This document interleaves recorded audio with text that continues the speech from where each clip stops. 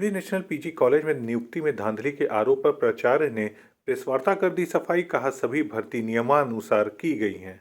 आजमगढ़ के प्रतिष्ठित शिवली national PG college में विभिन्न विषयों के सहायक प्रोफेसर के 46 पदों की नियुक्ति में कथित धांधली का मामला तूल पकड़ता जा रहा है। शिकायत को संज्ञान में लेते हुए राजभवन ने कुलपति से रिपोर्ट तलब की थी, तो वहीं जिलाधिकारी विशाल भारद्वाज ने इस मामले में 3 सदस्यीय टीम गठित कर दी है।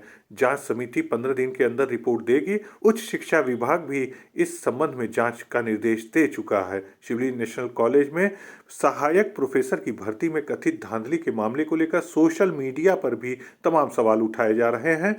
कुछ मीडिया संस्थान ने कॉलेज के प्राचार्य प्रोफेसर अफसर अली पर भी उनकी डिग्री और प्राचार्य पद पर नियुक्ति को लेकर सवाल खड़े किए हैं।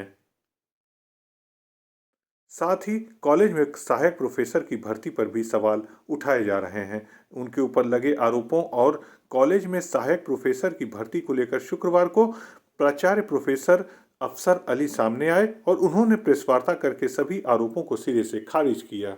विवाद जा रहा है, उसमें क्या सच्चाई है? ये कब वैकेंसी की डिग्री और कब क्या रिजल्ट आया है, नहीं आया है? नहीं, देखिए, नियुक्तियां जो प्रॉपर तरीका होता है उसमें सबसे पहले अनुज्ञा मिलती है। अनुज्ञा के बाद विज्ञापन होता है। विज्ञापन के बाद जो है चयन समिति का गठन होता है और उससे पहले एक्सपर्ट जो है यूनिवर्सिटी के कार्य परिषद द्वारा अप्रूव किए जाते हैं। ये सब होने के बाद जो कंसर्न पैनल होता है, जो विशेषज्ञ होता है, उससे सहमति ली जाती है कब आप खाली। जब खाली होते हैं तो उस हिसाब से उनको जो है बच्चों को भेजा जाता है। और मैं ये कहना चाहूँगा कि जो भी नियुक्ति हुई है उत्तर प्रदेश राज्य विश्वविद्यालय अधिनियम 1973 के अक्षरशः अनुपालन में हुई और समय समय पर जो यूजीसी का रेगुलेशन है जिसको राज्य सरकार अंगीकृत करती है, क्योंकि पूरा रेगुलेशन तो हम उसको नहीं मानते, क्योंकि पूरी सरकार उसको जैसे पूरे रेगुलेशन को नहीं मानती, उसके कुछ पार्ट को अंगीकृत कर लेती है। तो जो भी अंगीकृत है, जो भी जीओज है, उसी के हिसाब से नियुक्ति हुई और जांच चली रही है, तो उसमें सब क्लियर हो जाएगा। और ये मैं यहाँ पे हूँ तो इसका मतलब मेरे भाई का चयन नहीं होगा, मेरे रिश्तेदार का चयन नहीं होगा। सवाल ये है कि आप देखिए किस परिस्थितियों में चयन हुआ, तो मानक पूरा है कि नहीं है, योग है कि नहीं है।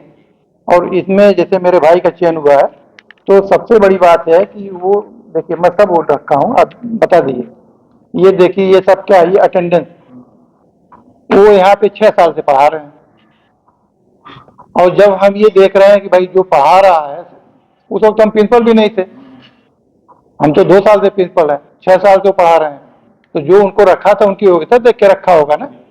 और जब उन्होंने पूरे मानक किए, जब उनका सिलेक्शन हो गया तो अनर का लाला पे हैं। और दूसरा ये कि हमारे बानोई का भी हुआ है ज्योग्राफी में, हमसे तो बनती नहीं उनकी, लेकिन बानोई है, ये तो नकार नहीं सकते। लेकिन सवाल ये है कि 2019 में जब प्रबंधन समिति ने उनको सेलेक्ट किया था, जो आज कूद रहे हैं कि बानोई का हो गया, उन्होंने उनका सिलेक्शन किया हुआ था, ये उसकी पूरी फाइल रखी हुई, ये आप देख सकते हो कि उसमें उनकी फाइल अभी वाइस चांसलर साहब क्या रखी है। तो नेट है, जेआरएफ, अगर वो योग्य है, उनका सिलेक्शन हो रहा है, तो इसमें हमारा क्या योगदान है। और दूसरी बात है कि इन दोनों सिलेक्शन कमेटियों में हम तो बैठे भी नहीं, ना उनके पेपर को हमने देखा। ये तो हमारे जो अध्यक्ष जी हैं, मैनेजर साहब हैं, इन्होंने जो एक अलग से एक पर्सन है उनको प्रोफेसर को दे दिया कि क्योंकि यहाँ रिश्ते उस्ते में है तो आप इसके पेपर को देखेंगे, उनकी छटैया करेंगे, उनका सब कुछ करें, हमारा कोई योगदान नहीं है।